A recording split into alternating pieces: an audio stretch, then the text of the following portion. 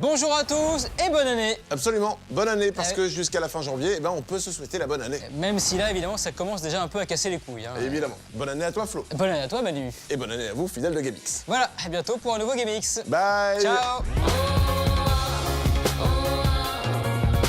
C'était une vanne, évidemment. On est des feignasses, mais peut-être pas à ce point-là quand même. Surtout qu'on a un beau et grand GameX cette semaine, avec évidemment des tests de jeux vidéo. Brother in Arms 3, Sons of War, un free-to-play sur smartphone et tablette, Tengami, un jeu d'aventure, et aussi Color Ice, un bon petit jeu de réflexe sur iOS. Et à ne pas manquer aussi dans ce GameX, un dossier sur la réalité virtuelle. Parce qu'il y a encore 2 ans, c'était un rêve. Aujourd'hui, avec entre autres l'apparition de l'Oculus Rift, ce rêve est devenu réalité. Un grand bouleversement arrive, croyez-nous. Et on démarre ce GameX par des photos de nos actrices X préférées.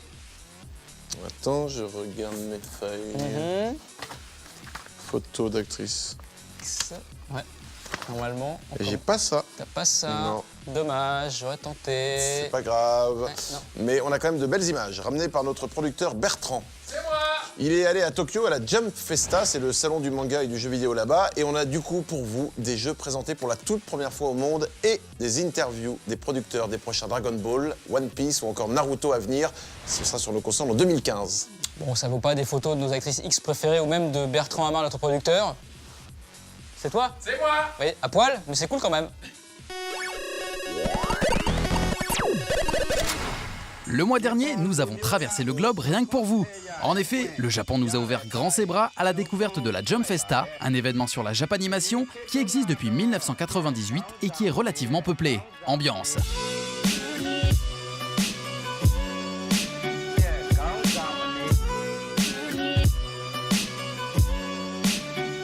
Mais ce n'est pas tout, c'était aussi l'occasion d'approcher pour la première fois des jeux vidéo très attendus là-bas, mais aussi particulièrement en France.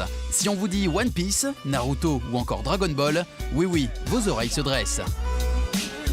Et on commence justement avec ce dernier, qui sortira le 27 février prochain.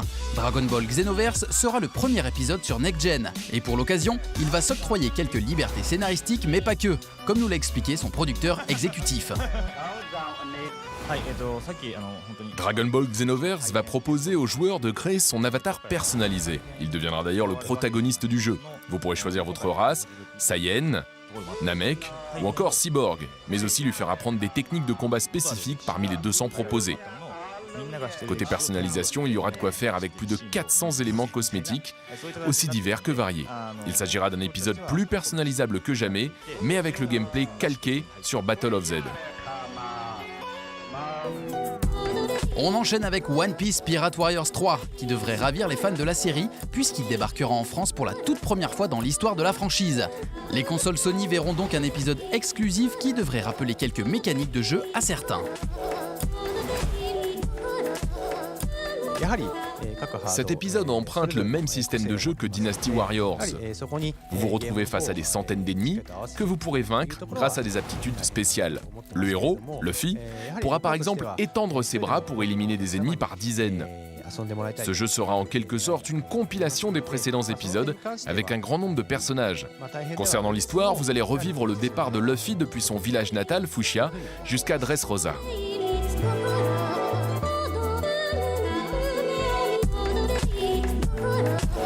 Enfin, on garde notre petit préféré pour la fin, Naruto Ultimate Ninja Storm 4. Toujours développé par le studio CyberConnect 2, il devrait une nouvelle fois miser sur le grand spectacle, comme nous l'a expliqué Monsieur Matsuyama, son célèbre président. Nous allons proposer ici le plus grand éventail de personnages jouables dans un jeu Naruto. Nous passons aussi une étape technique importante sur PS4 et Xbox One, où une grande partie des environnements seront désormais destructibles. Sans compter les graphismes et la mise en scène que nous avons largement rehaussés. Enfin, scénaristiquement, il y aura un lien avec le film The Last, actuellement en salle au Japon. Une multitude d'histoires secondaires seront présentes, mais on ne peut pas en dire plus pour l'instant. On est déjà impatient d'en savoir davantage sur ces 3 jeux hauts en couleur. On vous laisse avec ces quelques images de chez Namco Bandai que l'on remercie encore à l'occasion. On vous envoie d'ailleurs nos plus beaux shurikens.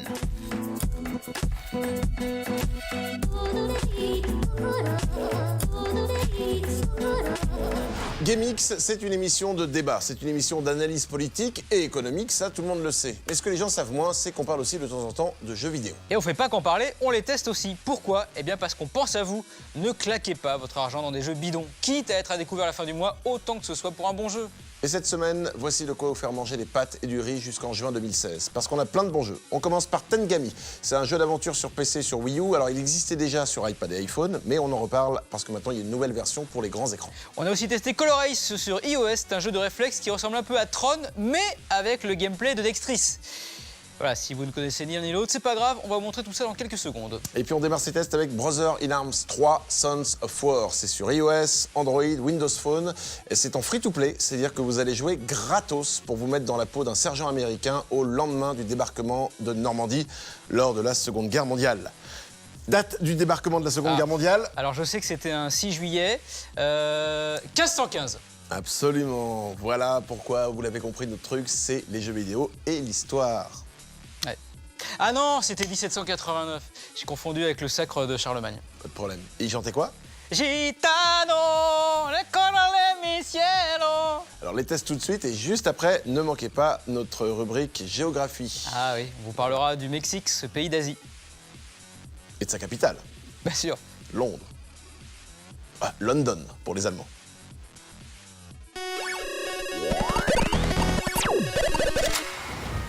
C'est aussi léger qu'une fleur de lotus que Tengami se dépose sur nos PC et nos consoles après un passage remarqué sur mobile.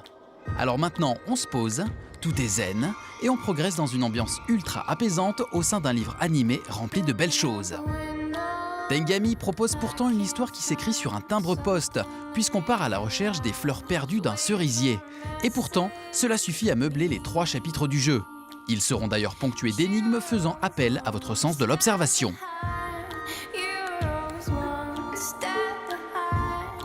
On plie ou déplie des origamis et des bâtiments pour progresser. Le style visuel est sublime, pour peu qu'on soit sensible aux inspirations venues d'Extrême-Orient. Les niveaux, d'une grande variété, assurent aussi le dépaysement, alternant entre des couleurs chaudes et froides. Les teintes sont elles très proches de la peinture aquarelle et c'est tout simplement beau. Malgré un enrobage artistique de haute volée, Tengami trébuche sur quelques petits défauts, à l'instar de la lenteur d'un héros un peu trop zen lui aussi. Point de vue durée de vie également, le jeu est presque aussi court qu'un haïku, comptez 3 heures grand maximum. On en voudrait toujours plus, mais après tout, la modération doit être le premier soin de l'homme, comme disait un japonais dont j'ai encore oublié le nom.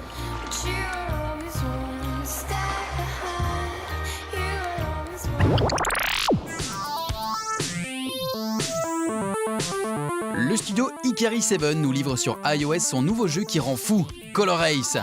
Dévoilé à la Paris Games Week fin 2014, il est depuis sorti uniquement sur iPhone et iPad. Pour les connaisseurs, Color Ace reprend le même principe que Dextris, dans le sens où vous contrôlez le jeu simplement avec 2 pouces. On appuie donc simplement sur un des 2 côtés de l'écran pour diriger le vaisseau. Simple, non ? Lorsque votre vaisseau passe sous un portail de couleur, bleu, rouge ou jaune, il prend la teinte de celui-ci et doit alors éviter tous les obstacles d'une autre couleur, des sphères qui défilent de plus en plus vite et qui vous stopperont net en cas de choc. Côté design, on sent des inspirations à mi-chemin entre Tron et Wipeout, coloré et épuré. La musique très techno tient elle un rôle aussi important. Avec un peu de pratique, son rythme pourra vous aider à attraper des boules ou au contraire de les éviter. Les bordures du couloir central réagissent aussi en fonction des impulsions sonores et ça, c'est assez classe. Enfin, au fur et à mesure, la vitesse du vaisseau montera crescendo et la difficulté aussi. Vos réflexes et votre patience risquent d'être mis à rude épreuve. Basé sur le système du Die and Retry, on rejoue pour tenter d'améliorer au mieux son score. Un principe parfois rageant mais addictif. Au final, on a ici un jeu old school dans sa difficulté, mais très moderne dans son style. La rejouabilité est là, les sessions de jeu courtes et rapides, alors que demander de plus? Qu'il soit gratuit, il l'est, alors courez l'essayer.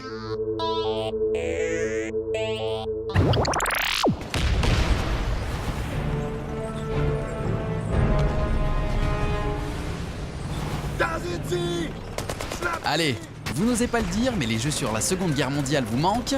Eh bien, Gameloft va combler votre frustration en faisant revivre la licence Brother in Arms, mais cette fois-ci sur mobile.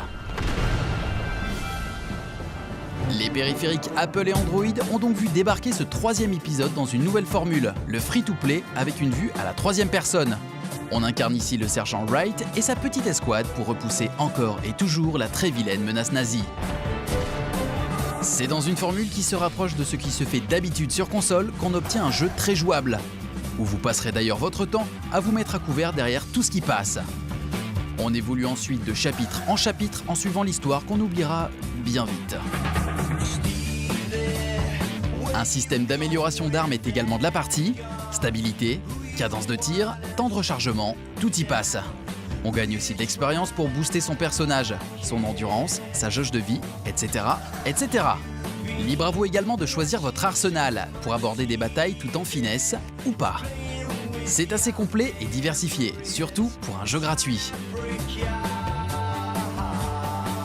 Enfin gratuit, ne parlons pas trop vite. Notre héros dispose d'une jauge d'énergie qui se vide au fil des missions.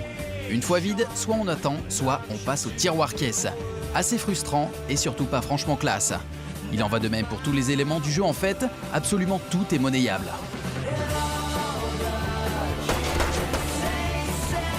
Outre sa politique tarifaire discutable, Brother in Arms 3 remplit sa mission, nous divertir avec des missions courtes et assez diverses.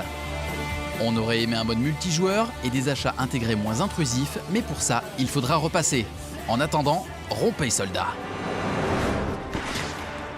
De façon régulière, de nouvelles technologies viennent bouleverser notre façon de jouer aux jeux vidéo.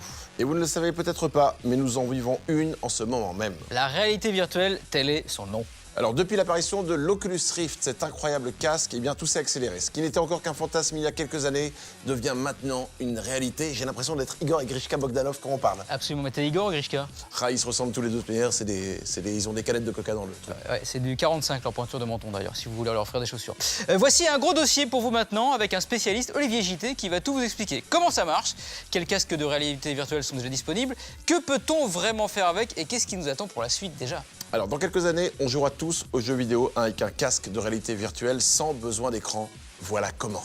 Et je n'ose pas penser évidemment à d'autres utilisations que les jeux vidéo. Oh, tu peux oser, t'inquiète pas. J'y ai pensé aussi, hein. Ah. Le sexe virtuel. Ah non, moi je pensais aux balades au travers de paysages montagneux. Avec des chattes? Avec des chattes bien sûr, c'est tout à fait possible, voire envisageable.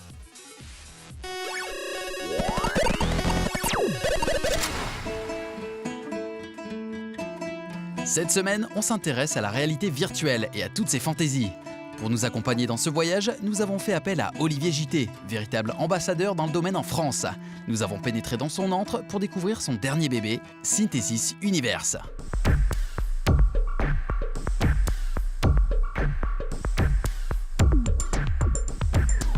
Polyvalent et passionné, Olivier est le concepteur d'un véritable petit univers qu'il a façonné pièce par pièce. De la direction artistique à la conception architecturale, il s'est occupé de tout. Aujourd'hui, il n'attend qu'un petit coup de pouce de l'industrie du jeu vidéo, qui voit encore parfois la réalité virtuelle d'un œil hostile. Mais encore faut-il donner une bonne définition de cette technologie. Olivier s'en est chargé pour nous. En fait, la VR change la relation qu'a le joueur avec l'univers dans lequel il est, qu'on lui présente. C'est-à-dire qu'actuellement, on est toujours derrière un écran, on est isolé, on se souvient essentiellement de ce qui se passe autour de nous quand un jeu vidéo. Mais la VR, on oublie tout et on se retrouve en immersion totale. Et donc, la chose qui change le plus, c'est qu'il y a une notion de perspective et une notion de proportion. Il semblerait que nous vivions une petite révolution. La technologie semble au point et les fantasmes prêts à prendre vie. Suite au rachat de l'Oculus Rift par Facebook pour 2 milliards de dollars, une multitude de modèles sortent un peu partout pour grappiller des parts de marché. L'occasion de faire un point sur les plus novateurs d'entre eux. Le plus actif, c'est Oculus, qui ont sorti aujourd'hui en partenariat le VR Gear, qui est une autre plateforme. La réalité virtuelle, essentiellement, il vous faut un PC avec l'Oculus Rift qui est connecté dessus. Mais le Gear change toute la donne parce que vous avez votre téléphone portable et vous utilisez votre téléphone portable comme écran et comme ordinateur. Il y a Sony qui s'est lancé dans la course aussi, donc ça c'est très excitant avec le Sony Morpheus. Et ensuite, on attend d'Oculus une version plus définitive, le CV1, et puis il y a d'autres personnes qui développent. Aujourd'hui, ils ont annoncé au CES l'OS VR c'est Razer qui fait ça, donc c'est un casque aussi un peu open source. Tout un tas de modèles différents aux cibles multiples. Les consoles de jeux pour les uns, les mobiles pour les autres. Tous gardent cependant un objectif commun, renforcer toujours l'immersion qu'ils procurent. Et tout ça passe à travers notre corps. La VR, c'est pas juste une immersion, c'est aussi une relation par rapport au corps. Comment est-ce qu'on marche en VR? Comment est-ce qu'on se déplace? Actuellement, on se déplace avec un stick analogique, mais il y a des gens qui développent une plateforme pour marcher. On marche réellement, on est accroché à une plateforme, le VirtuX Omni. Et tout ça, on est au tout début. On est vraiment dans des pas de bébé actuellement avec la VR, parce qu'on attend les périphériques, on attend de mettre le corps. Les gens veulent aussi l'odorat, les gens veulent le tactile, veulent un retour des sensations. Et ça, ça va venir progressivement. C'est sûr, les jeux vidéo ultra immersifs n'en sont qu'à leur balbutiement.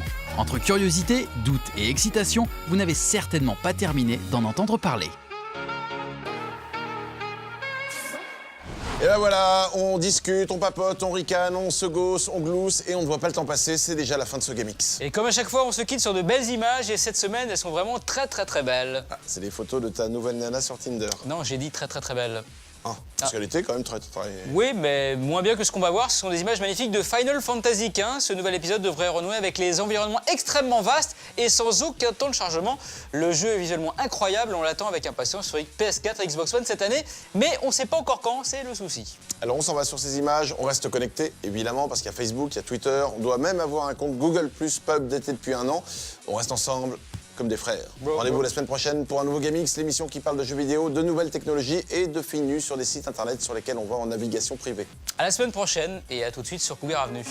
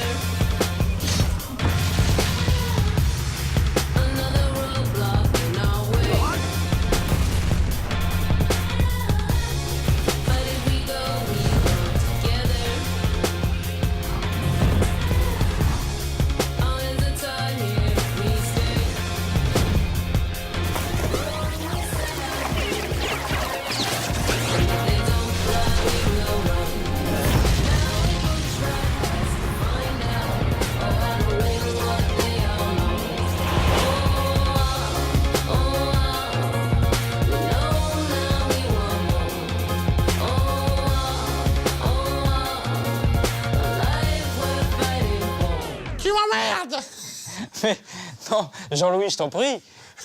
Petite pute! Comment le sais-tu?